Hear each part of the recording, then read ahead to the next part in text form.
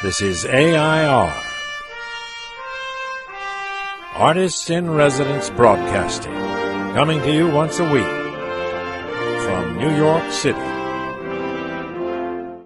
Hello, I'm John Cullum, and this is Emily Frankel, my wife. And we're going to do a post. What was it going to be? We're going to do, actually, a video discussing something that John does that I find amazing and also weird. You know what it is? Well, that could be a lot of different things. No. John, you're not weird. You're gentle and nice. Everybody, John is gentle and nice. He's just weird. He reads almost every night something on his Kindle.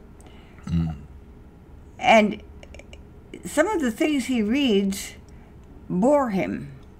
He said to me, he was reading the guy who wrote Brother Karamazov, the writer. Dostoevsky. Yes, he was reading that. I like the way you pronounce that. Say that again. Dostoevsky.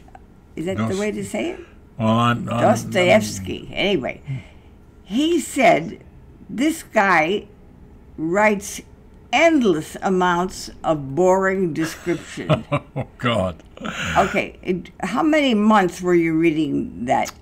Well, I read several of his plays, but I mean his novels, at least 3 of them. And did you not tell me that it was pretty boring and hard to read? Well, I'm sure I must have said it's sometimes hard to read, and sometimes it's boring. But I don't think it's always. I wouldn't have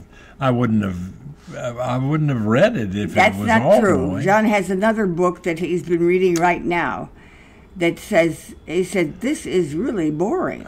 And he's still reading it. And it's what, Nathaniel Hawthorne? Well, that's what I told you. It was Hawthorne. Is really Longfellow, which shows you how careful I am about. Longfellow is long and boring, Dad says. Well, okay, now only parts of it. See, he won't say anything disrespectful. If I thought Longfellow was boring, I would say Longfellow is long and boring. Yes. Okay, now wait a minute. So why do you read every word? Why you don't skim? Well, I was taught that skimming or reading fast was actually a thing that you could comprehend the contents of what you're reading better if you read fast. But I enjoyed reading plays, and when I read plays, I have a tendency to become involved in what the script is saying, and I think about it and imagine the situation, and so I probably read slowly.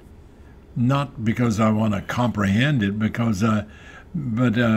because I want to enjoy it.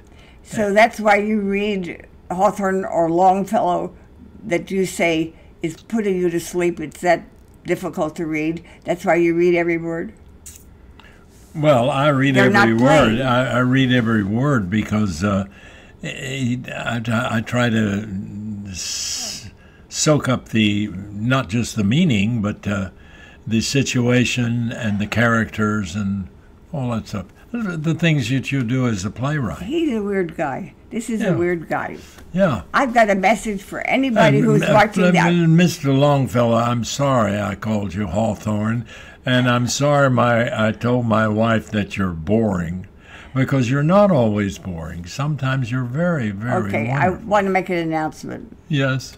Ladies and gentlemen, if you have a play, send it to John. He'll read every word. If you have a novel, you can see he's reading my novels, and we're publishing my novels. He's reading all of my 6 novels. Yes.